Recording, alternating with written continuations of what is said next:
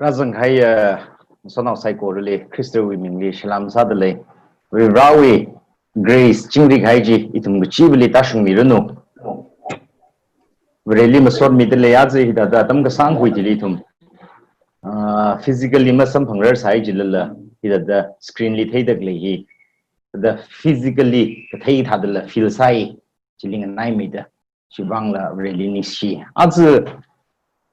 James the Apostle to Vijihitum the Machukrum Vaisa say 2 weeks back in James the Apostle 1 the Matui in the how really to he prepare Masamani ka wanji prepare salaka sang neither I hear Mapam later that Tamsam Gatum to now say the crane ka Chalaga Nazi that Tamsam Pangakala pastor in the Illich Kamli Shich nature banging she young. Idam na kare 2 weeks back yang jitaran James the Apostle we mirinji masjid ke sangaina kala Jesu Christo we follower masala tangawe da idam na conclude sai azi idam na yang gida later kle James sila kate James meaning na chontang we James jibaba me ka ngache haya completely totally ngache haya James jili yang gijne azi James ba here masjid ke sang meaning la ka sit ke sanga Jesu Christo li ka shura Apostle James Gilliam Gijine. A Jontang Masjid Sangla Kup Sangau with the Remaitum the James Sikata the Sikasanga means how glug Gilitum, the Tater Kasai. Itum the 1 Corinthians with 15:5 following 7:8 Lipavaka, Ponida the profound Salak Kainana, Revelation Akami Tumli. Jishu Christian resurrect Sakhaitili, Anna, Atamakli at the same time. He appeared to more than 500 people. Kula ana James Dile appears side the specific salagain mention side. Kula duty Paul ngazan makeup kuchi ilile appears side anhangi. He scholars being the machuklaga James we conversion he atam hing sas hare gijini. Kala tum nagata the redify sakla jikaba. Jishu Christian resurrect silaga appears sa high with liver. James he Jesu Christo apostles being follow salaring to always day. He to the Kalisam Banglage cover X1 we 13-14 1 we jilit at the Sampangre. He lick at Haglage got Jesu Christo and Natum Jerusalem when the low. Come on like a third jilling rai low Jena. Jilikangarai being J apostles being disciples being Lanao group Kachunka. Kula Jili James Kula Awi brothers being the Zangi the Hangi Jini. Atang Mashur Samane Kaazava Shurawi. Kala X12 Katalila Vayanka, Peter na prison when a miracle the Salagan escape Salaga Shok Chitaran. James we aming mention Salaga, Shok Hai or Choti, James Li Hangmaron Lo, the Baumi. Kala Paul Nala, our Galatians Li, 1 with 19 Jilian the Hangi. James the Apostle in the Jerusalem Sampangi, the Hang. Kala 15 X15 Lily Young cover, Jerusalem Council, Apostle Council, the Church Council, the Lagaigna. Sitsang a church official council ni deva conclude masan he we chair he we speaker jila ana sai gil he sai ko rina ka hangba na ba James ji Jesu Christli sitsang chao haya kazang khat follower akang salga ring thio we gijini ka azwa tada machung room kangai ba na ba James he kachikthami on lakhau kle sai Jesu Christli khuisang jaina Awi midin ngejau giji kita tengah jauh giji pamang meningla. Kecik kami on hiau kala awi midin an kita mengkubai jena. Hana ke az James melai ture. James li tung kerjaan masabai ture. Ke akba on lagau kela giji written records an itu na. Pakui giji litai. Kala jika jual written records jika ba X kala James ane ikai lairik jili itu na kian jitaran sempangre. Jita dasada James giji Like when X when young laga, it the points can young room faisase. Insights can itam room faisase. James Vivangva Sitkasang he verbal expression meaning money. Kurt James Vivangva Sitkasang he living expression.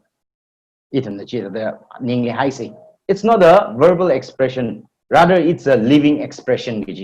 James with Timmy Kigler Jikova action. Clay to the church with James with any chapter jili topic I think they the year the jili to niangka active we functional words mang sampangre jen awi bukhiba action with wini action we like ni ji tum the thei idum na James tu li kyang ji tharan idum na sha ching hai cliche phrase faith without action is dead ke ji idum thaiser kai ne simple sala khai ya miya na faith le ye ji laga awi ot sak mang che ma awli le gi shima le ma ji ga ba awi faith ji ba genuine ma sa ma ne false faith na ka hang ni hi dum thaiser kai ni ili lang me de la ka te ma le lu ma ne kala Kelvin na le hu context li ta hang ga ya le de it is faith alone that justifies but that faith which justifies can never be alone jili de le de amang mang ning bai ne jine sit ka sang je khanu jili le gi shi lu ka ma shan ngi yura phong re gi jini Luther na le ta hangi sit ka sang gi hi ping pang lak khai tek ma tai lak khai ot akhani sit ka sang hi kala hi ka sit ka sang sa hau gi da na wili sit ka sang le ye jili ga tap la bai hui sa la bai ka pha ot ji athai ji ma thei phong re da hang ni yang khai na emphasize sa ngai point number 1 we living expression gi we li faith is a living expression gi hi chapter 3 ba jili emphasize ka sangai chapter 3 hi idum the generally understand ga sawa malewi maram likhi ne da hangai masungai malewi maram likhi ne kha 1 to 12 jili idum na pa kha James na oja sa ngai ping jiwi warning jiwi danger la na warning la mi kala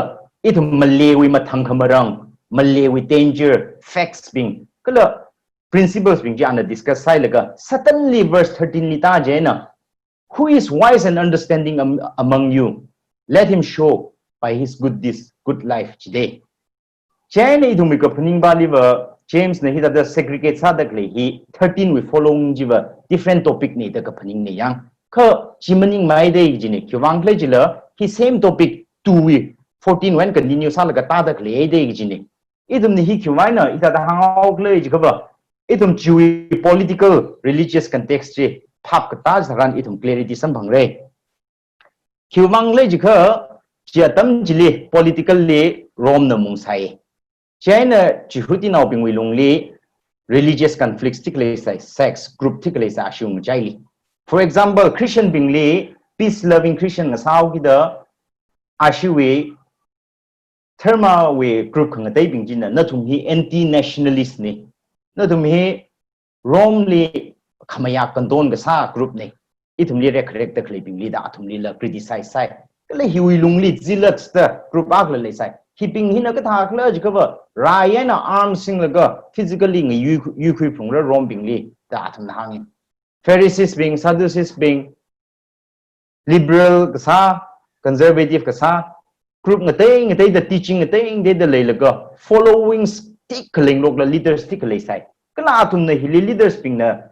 art of speaking Hiliatum the key employees are cover, rhetorics, art of speaking yat the employees alaga. Milikat had the persuade Sashigla, Milikat had the influence Hashigla, the Machuklaga, sincere masala, exaggerates Halaga Kapikyang Laga, Matui is a tickle, for example, the politicians being Sadakli, Huey Stylens Hala Oktuisani, conflict and election. Hikata, them hilly, hung a rock laga, Kamatui in a Katemane, Kamatui in the Sikasank Layaneda, verbal expression in a wise Kasani the later Clayton Hilip, James na. Not to Mulungli, Tang May cover or Sakinage Halo Virginia, or chapter 2 Liung cover. No, we listen to Sang Lage or Sakinage Halo Virginia. Even the English and a paptag by enhanced cover. The ability to speak doesn't make you wise, Virginia, James na Hangban Yang. Nak more matui here within the Tang May, Maning Mani, Chili in a stress masala, no in a taser kind young, Matui de mitigally, what's a feels how Chikahang the Sunny. Or Chili Lang made the value sage cover. None say has the no we faith define as harmoning managing. The ability to pray doesn't define your faith. The ability to preach doesn't define your faith, Kichik None of the Zankat, Sikasang generally lay cover. No, what's a kind of tailage, stress, Kasani. Action here, no we faith defines how the hanging. For example, James 2, we did no to Yakang Dana, paraphrase sausage cover. Sikasang here, meet Mung appeal money that hang by. Sikasang here, Kanamung cock money, Gini. That I don't know, really Sikasang lady, Namsa by the for example, and actually figure of species in the Gligi. Miaka, Navai, Malay, Zamang, Malay, later clearly no overlook such up the lake over never me compare with an agent never cannot compare with an agent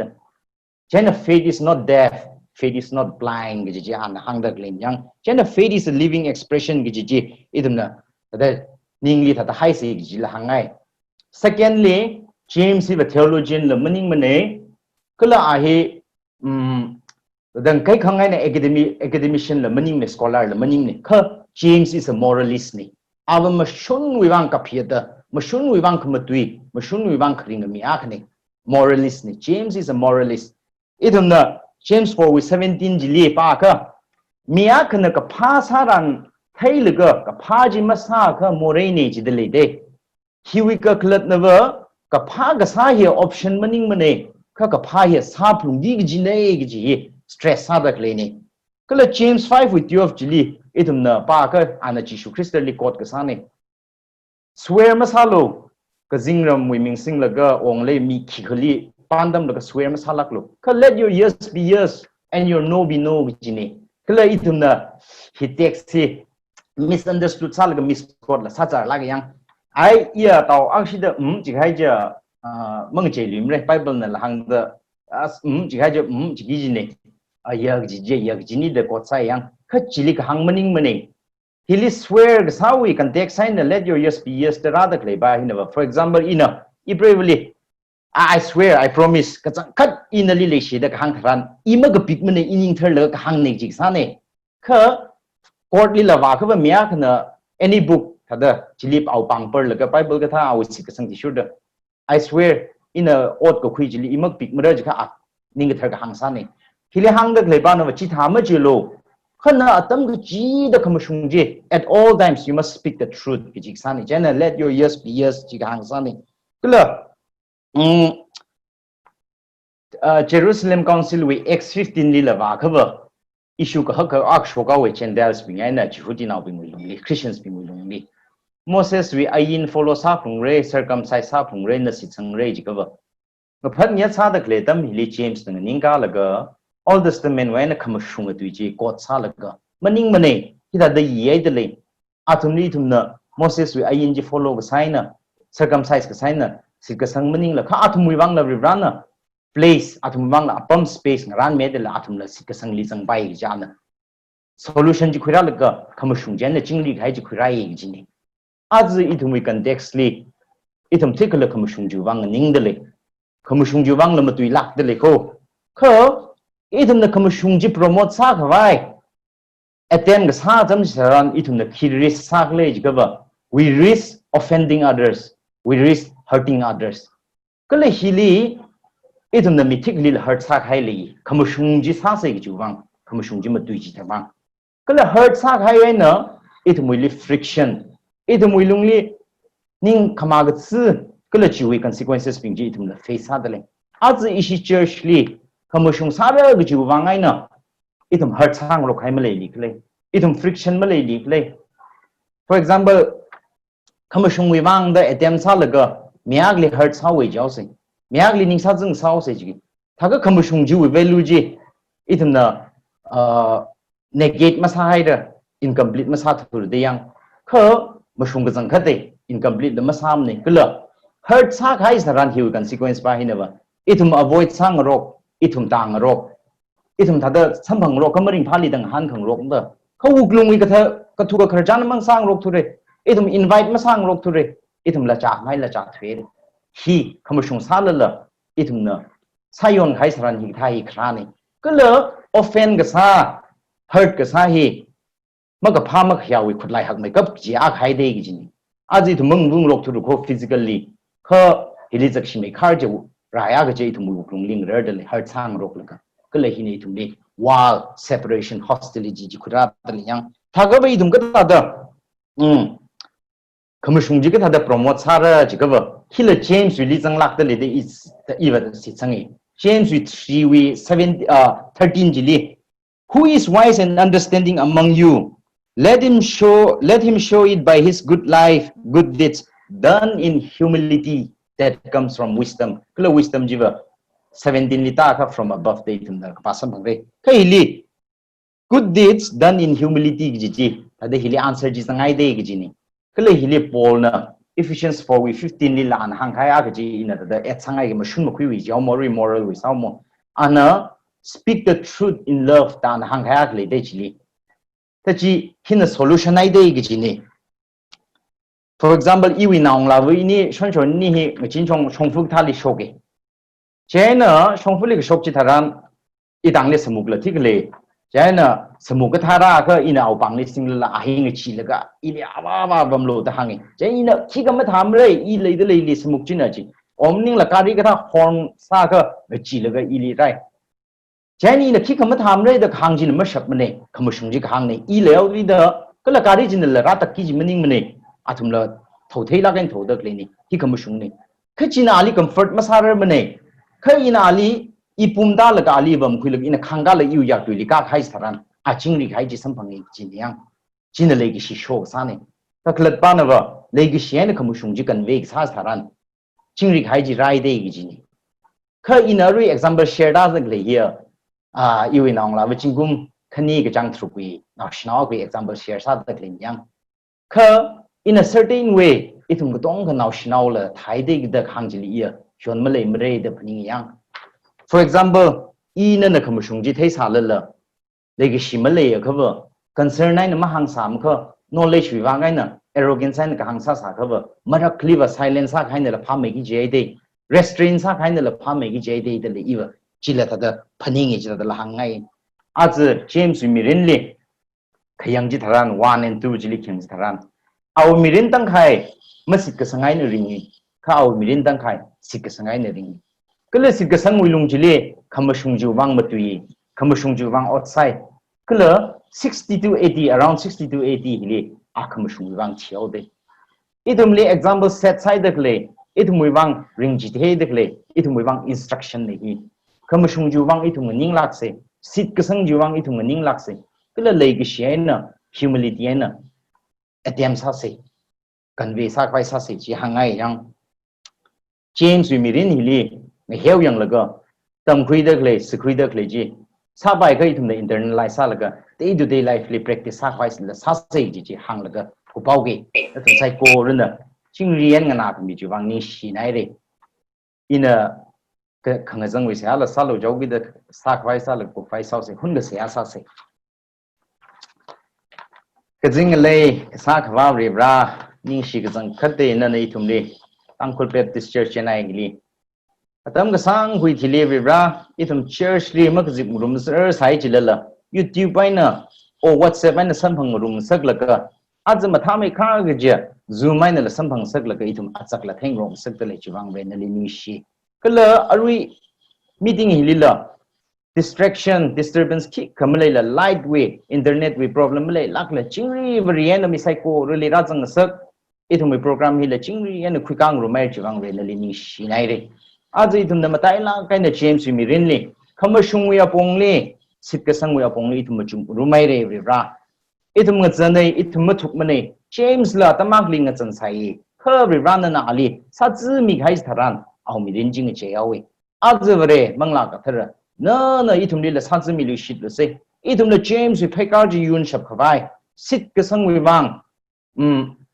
khamashung ju bang ithum ninging John Milo kala lei gi shena humility ene ithum kan tak sak pai saking John Milo se asa dale az pandemic atam libre bra ithum ngateng de the struggle sang rok tale ithum otrom ngateng de the phung rock sir de libre bra kha hina excuse maning mane kha hina ithum le manga jang sak mi hailo dale se asa dale kho kha ka chot ka jang atam hilila ithum na tam rung hai da khamashung ji salaka ithum yu khu kwai salake ithum le aruilan mental strength der ka sa dak le mangla we award ka sa dak le physical strength sa der ka sa dak le psycho re chilang room sang mi shit lo dale se asa dale